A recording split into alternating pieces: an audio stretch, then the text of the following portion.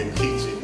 I really have a tremendous amount of respect for Nkechi. I've never had I've always admired her, you know, and so I've been close, I've always stayed close to her work and what she has done in the city, you know, and I'm glad she has her own thing too. Very happy that she has her own thing, man. But I want to say this because, you know, we were a volunteer organization. We're talking about DC residents. We talking about neighbors. We talking about family members. We talking about sons, daughters, mothers, fathers, people that built the city. What is we talking about? We talking about people that gave their blood, sweat, and tears for this city.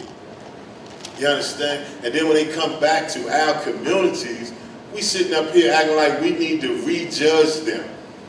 You know, whether or not they should be here, whether or not they deserve this, that. What are we talking about?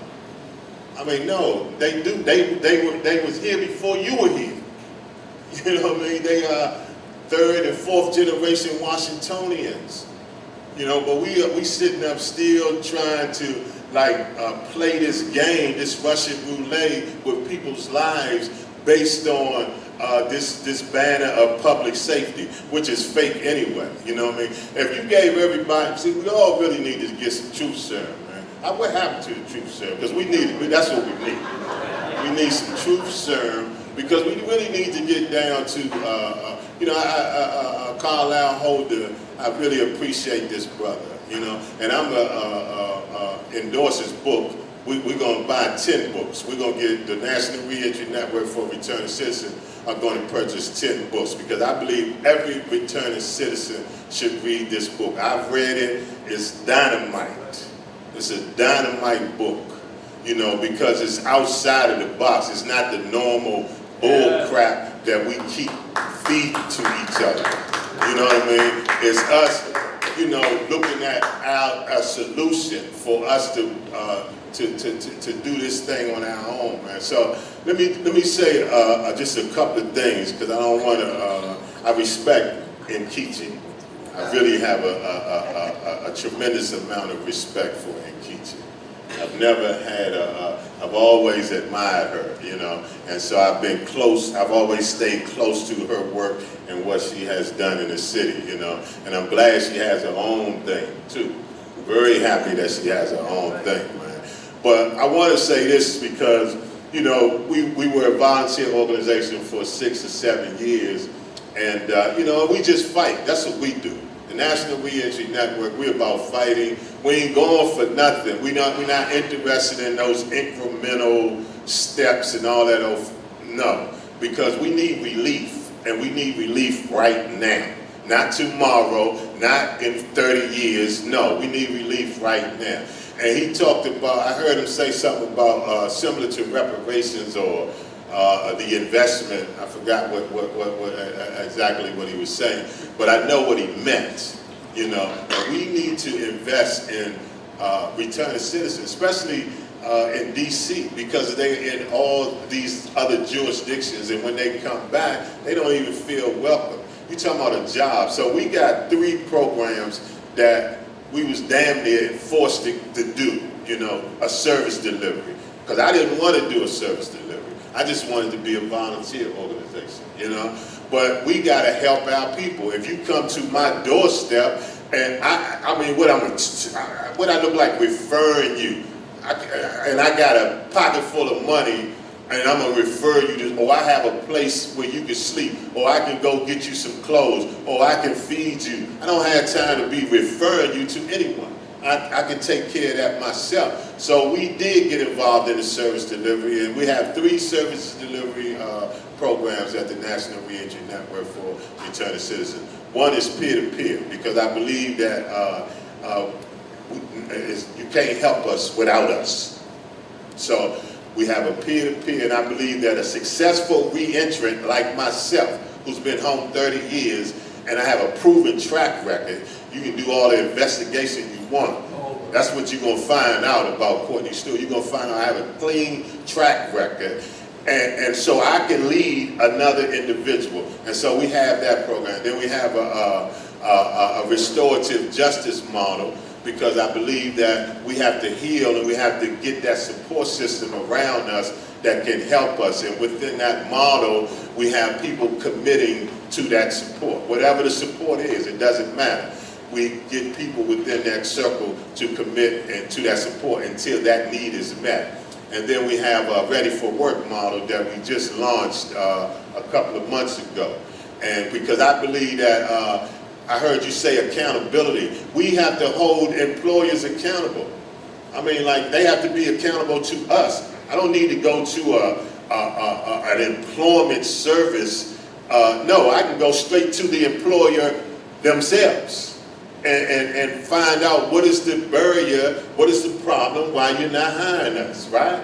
And so we have a Ready for Work program. We had 15 individuals in our last class, our first class, and we got 8 of them jobs. We'll put that in your little notebook. We got 8 returning citizens out of 15 jobs, and we get ready to start another cohort in, I think, a week or so, or 2 weeks, I forget. But thank you for your time. Thank you. We're going to pass it on to Gordon. Let's give it up for Courtney Stewart. Gordon Jackson. Thank you so much. I appreciate it. My name is Gordon Jackson, the Vice President of Community Affairs for Core DC. I'm honored to be on this stage with such giants, and again, we appreciate the opportunity to be here. I'll talk a little about Core DC, kind of where we're at, how we arrived to DC. I'm humbled to work under the direction and leadership of Mr. Holder, who's our president of Core DC, and Mr. Jack Brown, who's our president of Core New York. To kind of speed things up, we were awarded the halfway house contract in DC. We've been involved in a contentious exchange, for a better lack of words, since November. We remain diligent in the process, and we're continuing to strive further to make sure that we can open.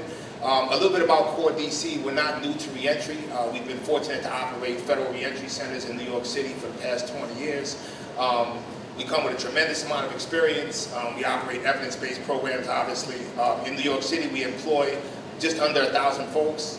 We recently made a footprint here in DC. We've been awarded a DHS contract here in DC, so we will be operating in DC. We're in DC. We'll continue to be here, and we're humbled to be here. So I'm always kind of short, but I think that's kind of it. All right, let's give it up for Gordon Jackson. And now Reverend Raylan Handler, take it away. Thank you again for just putting this event together. Thank you, Nkechi, and Justice Roundtable. It's just good to be here, to be talking about issues like this out loud, because we don't have enough dialogue going on around issues of reentry and criminal justice reform in our community, just in specialized circles of those taking place. So I'm really pleased to be here and pleased to be engaged in this discussion. As I was thinking about some stories, because we all think about our own histories. And in my own history, when I was born, my father was serving times in Jessup's Maryland House of Correction. And it was at a young age that I was not fully cognizant of that. And I had gone out before they had closed the old prison down and was speaking to some of the inmates there. And so I was driving home, and I had promised my mother and father that I was going to come over because they were still in Baltimore.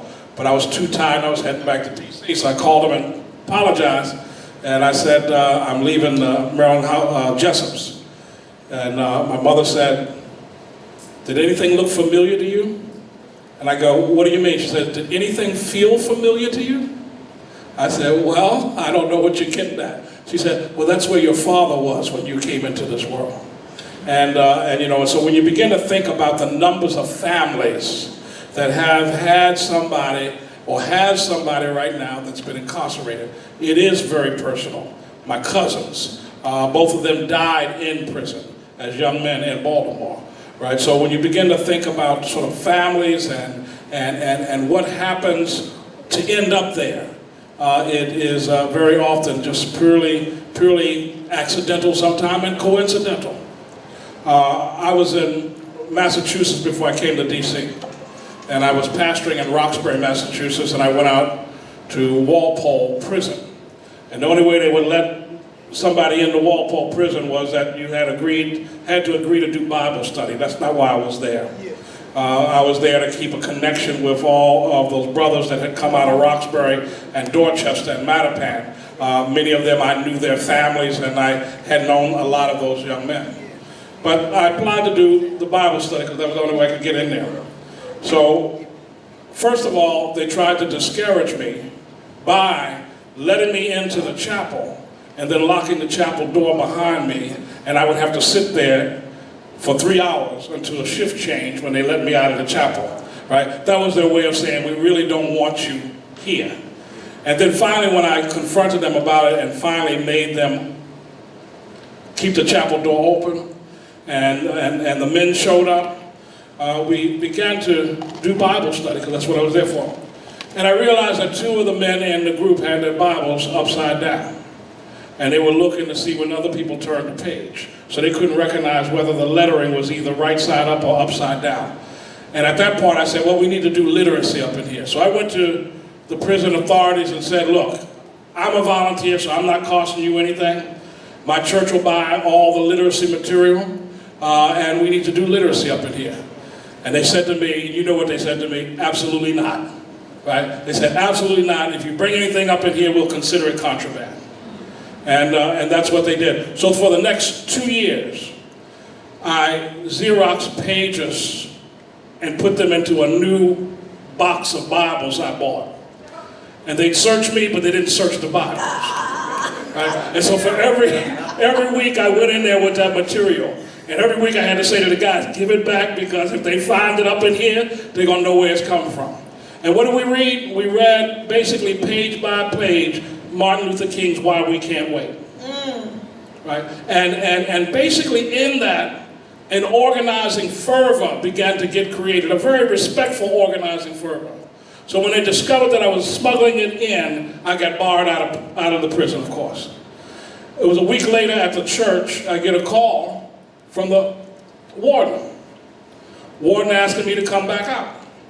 And I'm going, why? I've been barred out of the prison. And he says, well, those men that was in your Bible study, they've organized a general strike here at the prison. And can you come and talk to them? So we went out to talk to them.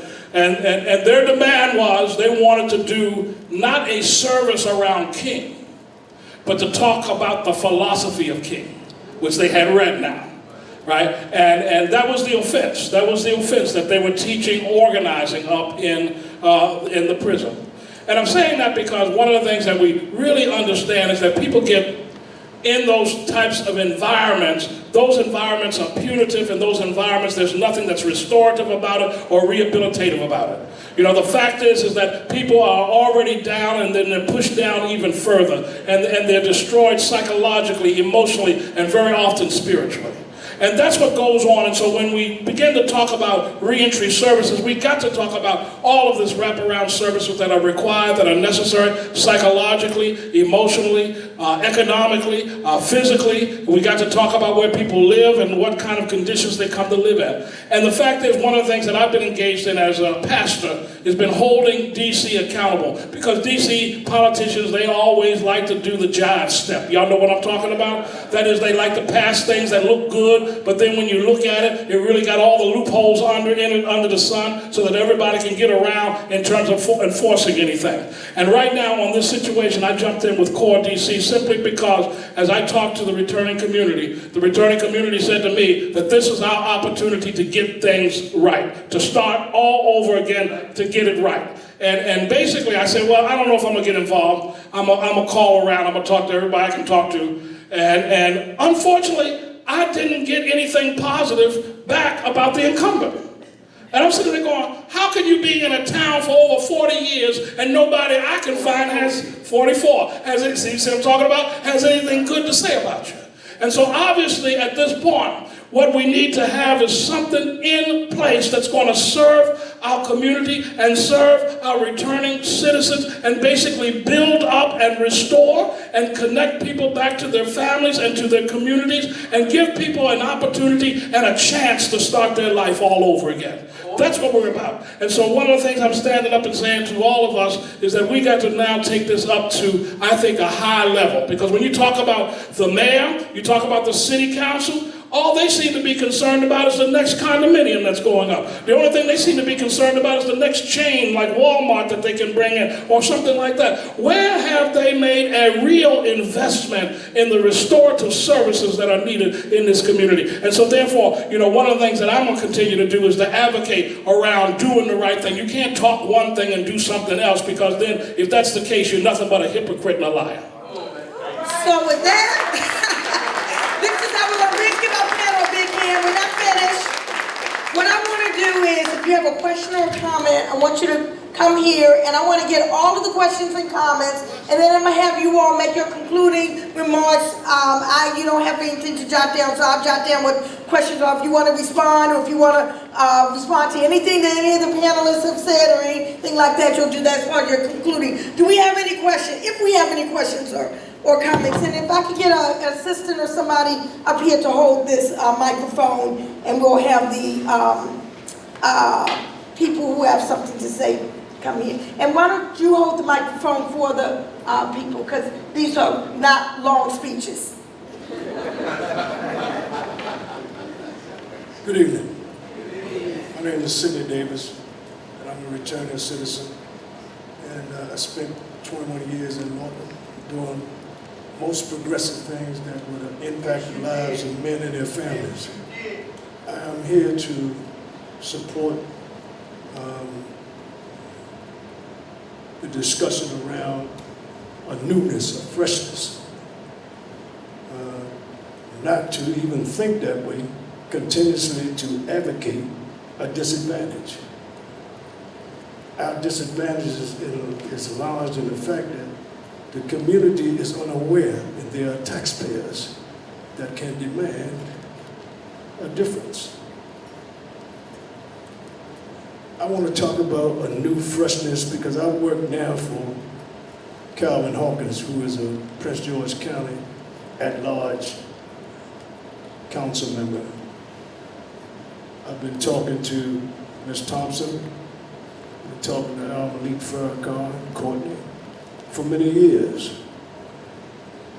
And I think Prince George County needs to have some of that freshness. For example, the Chamber of Commerce on this side, with Vincent Owens being the president, and the Chamber of Commerce on that side, which is David Arrington.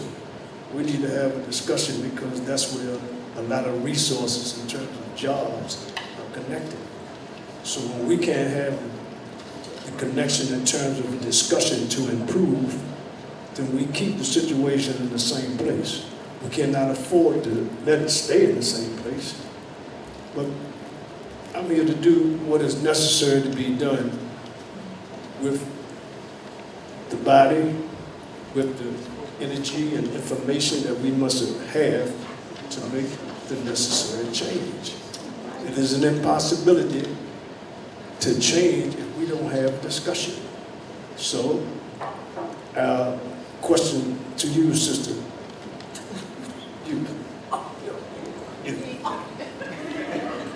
I want you to research how Lorton was moved. Lorton was moved with some of our people who were representatives. And when you throw a rock and hide your hand, you don't know. So you step into it. So you got to question those who are in these rooms having these discussions. Eleanor Holmes Norton was a primary instrument in removing Norton. That's right. And why was she a primary instrument? Because they wanted, economically, they wanted that land, 37,000 acres of land. You go look at it now, they got a Norton Museum that they put in there. And depending upon the men who did the time, they won't pay them for their stories. They just want the information. So you gotta ask her the question. How did Norton get moved? Who was involved with that? And what was that discussion around? Because you virtually destroyed 7,000 families, men and women sent to other states to make jobs for those states. But now when having to come back here, there's nothing. And so if you don't ask the questions, forensic questions, deep to the core, would stop the annihilation of families in this society. So I really appreciate your comments, and thank you very much for sharing. Do we have any other questions or comments? We're going to hear at the mall, and then we're going to do a global, yeah. Good evening. My name is Jed Black, and my question is to Mrs. Stewart and a few of the other great people that's up on this panel. Being from the Washington, D.C. area and having friends that's been incarcerated for 15, 20 years plus coming home on an everyday basis of just seeing these individuals in conversation, some of them ask or they explain how hard it is for them to get jobs. Just today I had a good close friend of mine who just came home from 12 years of being incarcerated, that's saying exactly what each and every one of you are saying, how it's hard for him to get a job, how there's no program for the ex-offenders like it used to be. I also represent Ceasefire Don't Smoke the Brothers, where we sat, where we only had 34 people. Ceasefire Don't Smoke the Brothers and Sisters, where we only had 34 attendees to go and fight years ago before Marion Browser became mayor.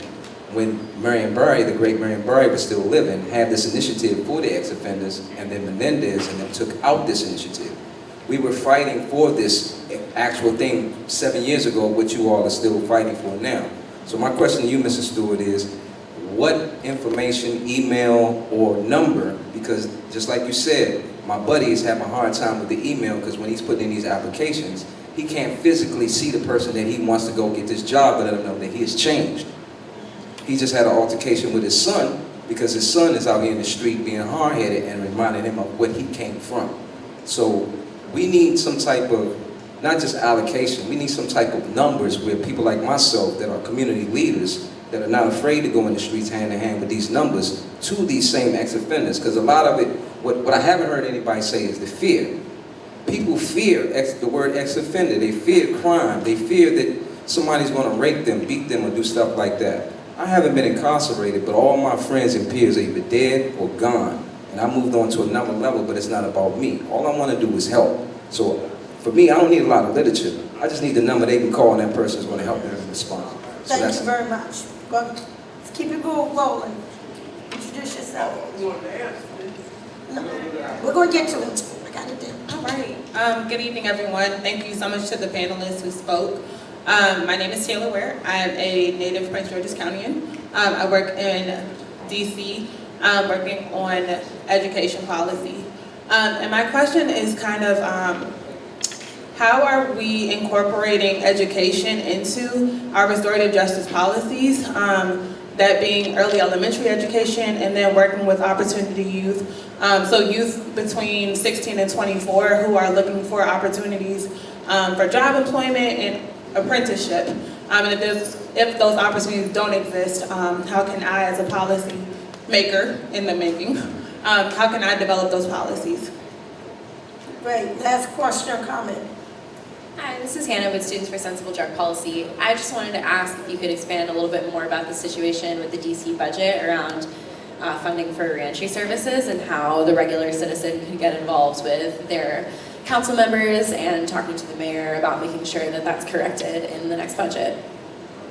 Okay, great. Thank you so very much. So let me just try to,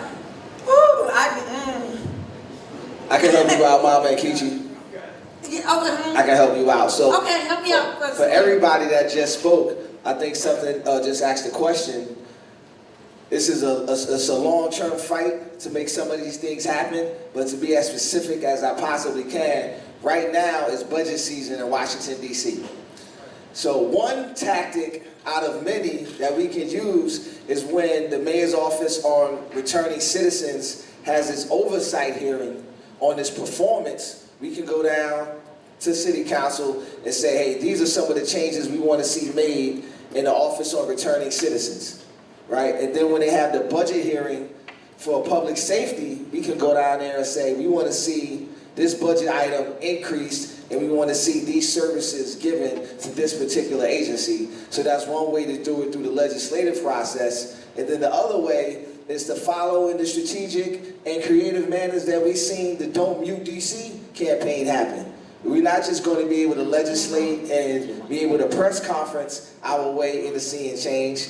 We got to tap into organizers on the ground like Brother Kimon. We got to get out there. Let's bring a go-go band down to City Hall and tell them, don't mute returning citizens, right? We got to be creative in our methods of trying to see change. And so then that way we're working inside of the system through the legislative process, and we're also working outside of the system as well. And then when some of these developers come to the city and they want to develop, we need to make sure that they put into their community benefits agreements plans for returning citizens. I've not yet seen one workforce development program hire somebody.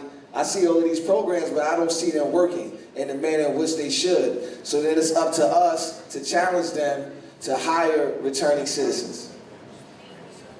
It's not even in the interest. Oh, I'm sorry. No, I got managed.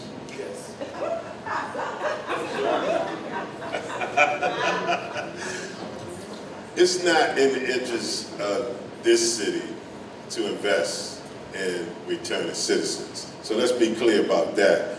The city has a monopoly, and that monopoly is, they want the tall skyscrapers, which they can't build in DC, so they build the short scrapers. So let's be clear and real and understanding, right? Core DC, I went to New York. A few of us went up to New York and we visited Core DC because we wanted to find out who they were, what they were about. And man, they had the cleanest facility I ever seen, okay? It was well lit, you could see everything. Every single person, every single individual greeted us with a smile, a handshake, or a hug, okay? They fed us, they ate good food, good conversation. The quarters where the residents lived were immaculate, okay? And then we talked to the residents, okay? We had an open discussion with, I think it was 5 residents.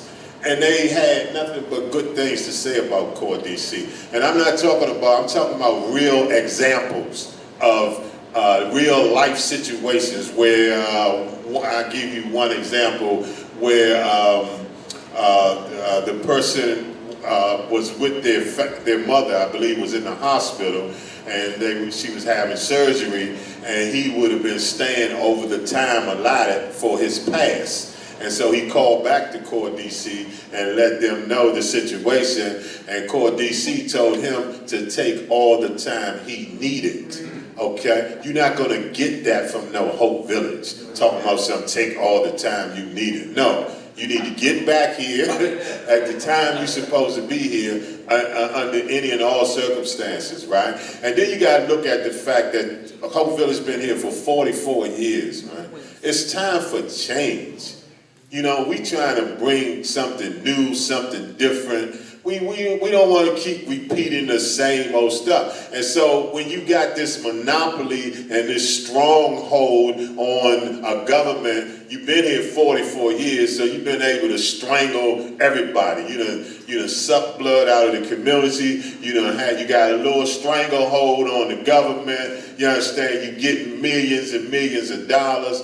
It's just time for change. We have an organization that is willing to work with community-based organizations, where it all starts and ends at. It starts with us and it ends with us because we are in proximity of our returning citizens. We drop them off at their house. I got 3 of them in here tonight that's waiting on me to take them where they need to go when we leave here this evening. So that's what Core DC, they are willing to partner with us. Me and Paula, I'm a co-chair of RAND. RAND has 23 returning citizen organizations, and all of us went to Core DC, and they are willing to work with us and give us a space within a space, give us access to our residents, and so forth and so on. We wasn't getting that with Hope Village, okay? So it's like the difference is night and day. So I wanted to make sure that Give that phone number, someone wanted the number, phone number. Number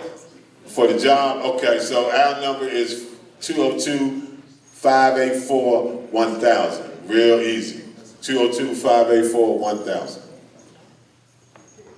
We're giving everybody their closing remarks and answering questions and, well, yeah, it's all good. Catch me in the hallway. Who's next? Paula Thompson. Yeah, just really quickly to answer the question about the budget, is that the ask from Rand was $1 million for this year. Unfortunately, what's been proposed is $200,000. And what you can do to help is to contact all of your council members and to demand that they close that gap. We're asking for an additional $800,000, which is really a drop in the bucket compared to victim services, who is being allocated $13 million.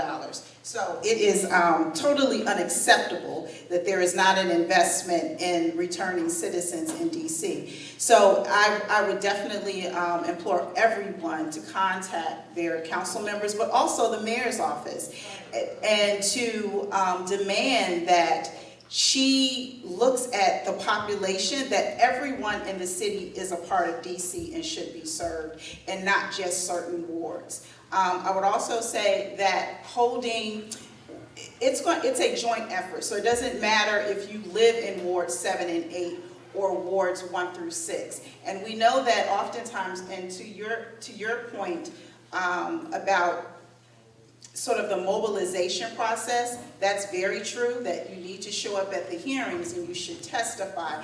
And we did all of that this year, and we still came out with $200,000, so that's not working. So what needs to happen is that we know that in Ward 7 and 8 is that is a population of people who do not vote. And therefore, because they are voiceless and they don't vote, nor do they have property taxes because they don't own the property, that they're dismissed. And so we need the entire city to understand that this is a problem that impacts us all. And so people they're concerned about public safety. Well, public safety impacts all of us. And if we're not all involved, and if we don't consider the fact that everyone, all returning citizens, and those just as involved citizens who are here, who are working, who are striving, that they deserve the same opportunities. And so there has to be a demand, not a request, of the mayor, of the council, that they make a real, true, and respectable investment in reentry services across this city. And actually, I think Beverly Parker will follow up on that point. And let me say something precisely to that point. I was wondering, because the issue is we really have not had such a broad discussion or pressure on these politicians, and so these politicians get running high. If you were to call, if you were to call a mass gathering at the Wilson Building, I promise you I'd be there. How many of y'all would be there? How many of y'all would be there? To press on this budgetary issue, because one of the things that they do, they always run and hide, and that they go and they take us, understand how the process, they take us through the motion of the hearing, but they've already decided, even while we are testifying, what the answer is. And so therefore they come out at the other end with their answer. And the fact is they're always going to get away with that unless we put some real kind of public pressure upon them and say, these are our demands, this is what we need for you to start down the road of proper services to the returning community and what reentry services begin to look like. I think it's time for us to do this. I think it's time for us to step into the street and go into the street. You see all the hands went up? Yeah, I saw that. I'm behind you. I'm with you. Not behind. I'm alongside you. All right. So just do it. Let's do it. Amen. Amen. Amelie. I'm sitting here with something, a newsletter. In March 7th, 1997, we took over the control board. We took over city council. We took backyard and put them up on the steps of city council. And these were the demands, what we were bucking on. Budget cuts that adversely affect the lives of the city youth, cuts to the anti-violence program, the random shutdown of GOGO, massive cut to jobs in the summer youth program, increased police brutality against Black and Latinos. Hold on. Latinos, elimination of the parole. What we're writing for today. This is over 20-something years ago. So we ain't talking this, we doing it. And guess what? A lot of the organizations wouldn't roll with us. They said we was too radical. They wouldn't touch us with a 10-foot pole. But we was out there rumbling, still rumbling. So I'm glad to see them hands go up. And I want to say something else. That brother Sidney Davis back there, Roach Brown, Hanif, Watkins, where else, Sidney? Where was 6 of us that made this thing about ex-prisoners grow in this town. When wasn't nobody out there pushing this, we were out there pushing this. There wasn't no mocha. There wasn't none of that. We went into the mayor's office. I don't care if it was Anthony Williams, whoever was in it, mayor. We got it in it, we took it to mayor about to go to the Lord.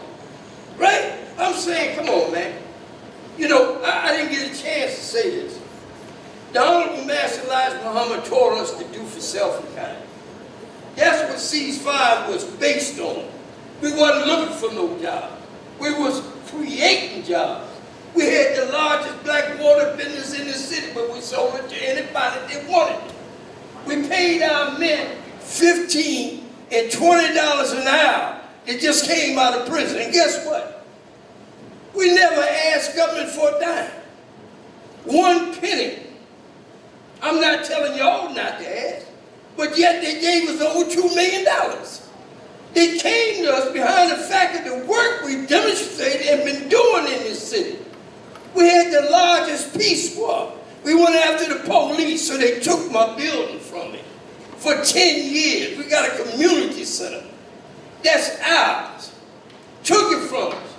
Man, we ain't begging, and we can't beg. We got to stand up and fight like hell.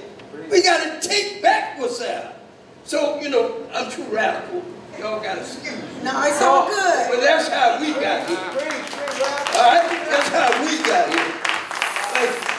Well, if you don't mind, I want to just give Paula the last word. She's going to say something about parole, and I think this is part of this as well. And I'm just saying we're going to have a phenomenal performance and a very brief performance in a moment. So, oh, and I just want to say one other thing. I know that there's some more questions out there, but everybody in this audience is an expert here. I see organizations, people, and all like that. We'll have networking as we're finishing up the food and cleaning up and book signing. So those who didn't get a chance to raise the question, we all gonna be here and we can. Okay. So thank you, Nikichi. And just really quickly, this is an interesting time right now in the district with criminal justice, and I think that we have to seize this opportunity while we have it. And tomorrow evening there is a speak out about the DC Parole Commission. It is going to end, it ends in November of this year. And I think this is another time where we don't ask, but we demand that DC Parole returns under the jurisdiction, so that, you know, there have been draconian sentences and against our residents, and so I think that we have to demand that we change it and it comes back under home rule. So I want to encourage everyone, there's information in the back. There is the speak out tomorrow at 6:30 p.m. at First Rock Baptist Church, and I really would really love to see everyone there and their voices being heard. Thank you. Absolutely, and also tomorrow morning, 10 o'clock, Crossroad, Roach Brown, WPFW, the focus is going to be on parole and leading up to that forum as well. Let's give our panelists a big hand. Emily Thomas, Gordon Jackson, Selena Bravo, Courtney Stewart, Paula Thompson, Reverend Jalen, Heather. Thank you very much for coming out. We want to go about to bring up our star performer here, Lamont Carey, and then we're going to do some more networking and see any other questions. So I want to just come on and bring up, Lamont's motto is basically, keep your hustle, but change your what? Product. Keep your hustle, but change your product. That's what he's all about, because he still got his hustle. Oh, but he got a brand new product, yes indeed. And he's just making waves, not just here in DC, but all over the country and all over the world. some, someone in prison told him he was a good storyteller. So, he changed his product. And he started doing that and became an entrepreneur. And I'm just going to bring him up. Let's give him a big hand. Lamar Gary. You can see him on billboards all over the city. So first, I want to thank Keisha and the Justice Roundtable for allowing me to take the stage. But before I begin this performance, I want to say, I know Hope Village has been so in many ways. It has contributed greatly to the recidivism rate. And I just hope that when this new halfway house come onto the scene, that they recognize there's 5 individuals in here. If you put them together, they have been incarcerated 100 years in this room.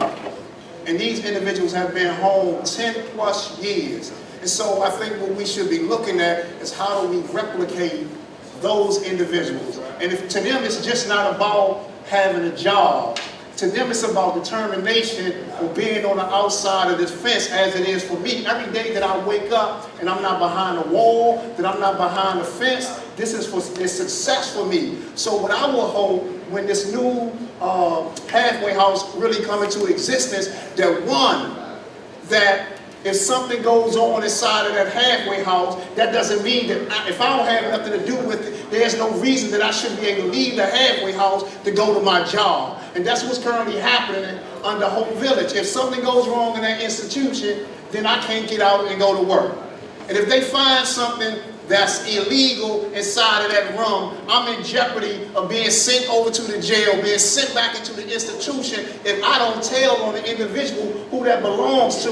Why should I be held responsible for something in my room that I had nothing to do with? So I'm hoping that this new institution that comes into play think about that, right? Because that's our biggest problem. One of our biggest problems with Hope Village is that they don't allow individuals to go out to work, that they hold them accountable for stuff that other people did. And if I'm asking the city and the rest of the country not to hold me accountable, then I'm also asking this halfway house not to hold me accountable to other people's action. Because when I can't go to work because of something that somebody else did in the halfway house, how many times do you think my job is going to allow that to happen before they let me go? Right? So that caused the halfway house being a contributor of people losing their jobs, people being sent back where they got to see the parole board, and so that has to change. And one of the other things that I've learned from going inside of institutions is that the closer that an individual gets to release, the more skeptical sometimes they get about their plans. And so this halfway house, if they the first line of defense of us coming out of prison and transitioning and implementing our plans, then how do they help us begin to initiate our new life, right? So we hear job training, we're going to help find jobs. I can name 20 organizations in DC that's doing that. So how are they going to work with these organizations that's already in existence, that's helping get a job? Because what we know is finding a job ain't easy for none of the organizations that's doing it. And not only that, not just taking advice from returning citizens on what needs to be done in order to make the halfway house or re-entry successful, but give us access to some of the funding. Right? These individuals are replications of what we want to see when individuals get released from prison, but we are not always at the table. And so we have to demand not only be at the table and use our voice, but also have access to the money to fund these programs, because who knows better than us what it takes, right? When you still getting in the shower, when you come home with your shower shoes on or your boxers on, or you got all your stuff stored by the side of your bed because that's how you've been living for the last 5 years. Who can talk about that? How many of us that's never been to prison can really tap into somebody that has been to prison and really identify what they have been through? But there are a minimum of 5 people in this room together have did 100 years. So those are some of the experts that have to be at the table, not just ciphering information off of them, but give them access to the funding as well. We good? Yeah.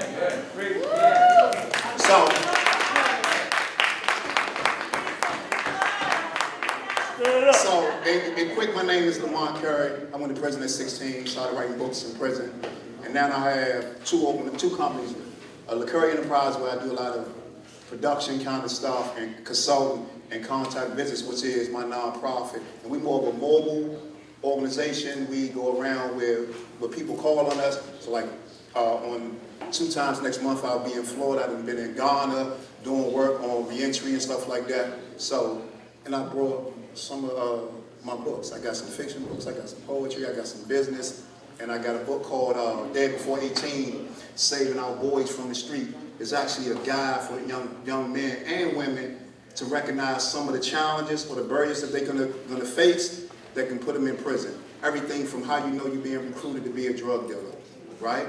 To no means no, right? Or how to deal with your anger. So now I'm gonna shut up and do a poem. That's cool?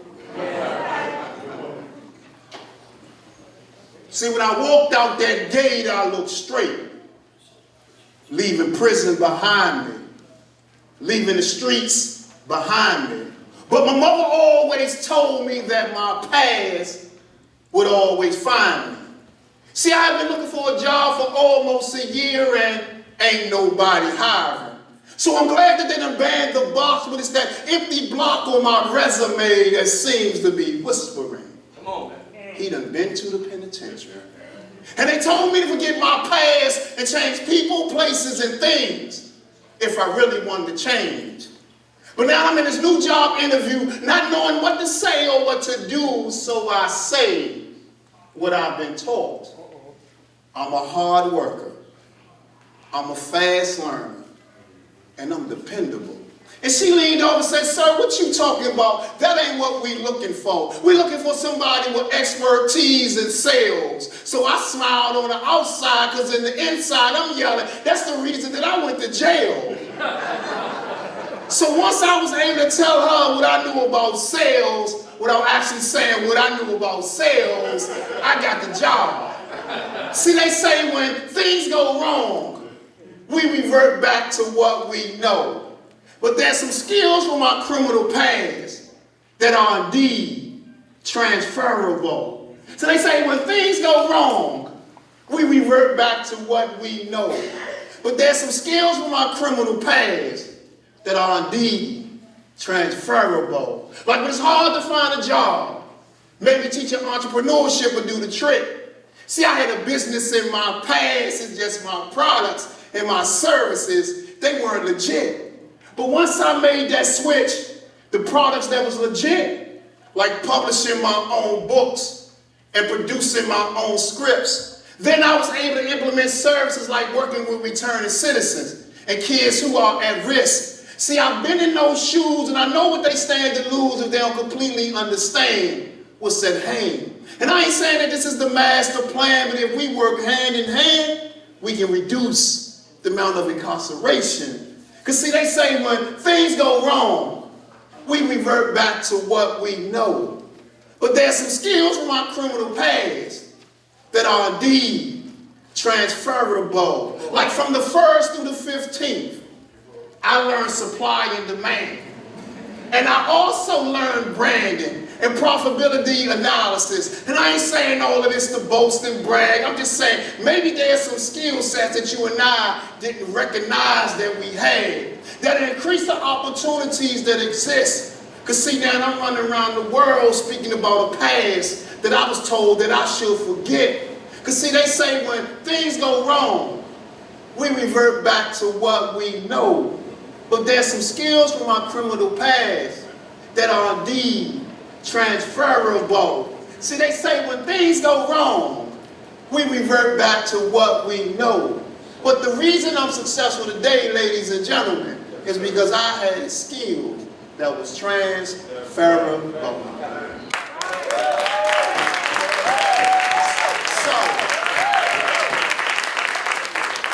So I changed my products, one of my products, right? Keep your hustle, but change your product. And so that's one of the skills, because most of the individuals that go to in prison, they trying to make money, right? And there is no crime really that I can look at that I can't find a skill set that can be an asset to a company. And we have to change the thinking of the individuals who's coming home from prison, seeing themselves as a liability and seeing themselves as an asset, like many of the men and women in this room who have become an asset not only to their family, to themselves, but to the community as a whole. So I'm going to do one more piece for y'all and I'm going to get out y'all way. We cool? Oh, yeah. His finger traces the glass like it's the outline of my face, where my skin is supposed to be. See, he's not used to touching me, and he's telling himself that he's a big boy to me in his mind. And he told himself not to cry when he leaves. So he pours his tears in the streets, in the school, and at home, trying to disperse his confusion and frustration on why daddy ain't home. The white man did it. Mandatory minimum prison sentences did it. The prison system did it. Daddy did it, because I told him that I did. And he's 16 years old now, and he's still wondering why daddy ain't here, and he hasn't hugged me since he was 3. And even though in prison I got me a GED, a college degree, and helping other inmates from going crazy, but when is my debt paid? They said that I had to change, and I did. Now I'm just witnessing the heartbreak of my kid. And then the door opened, and it was hard for me to focus. My son standing there with his arms wide open for me as he stepped into our cell. 70% of kids with incarcerated parents end up in jail. 70% of kids with incarcerated parents end up in jail. And there are 2 million people in prison. And we wondering why they still building them. They building them for our children. They building them for our children. Thank you, ladies and gentlemen.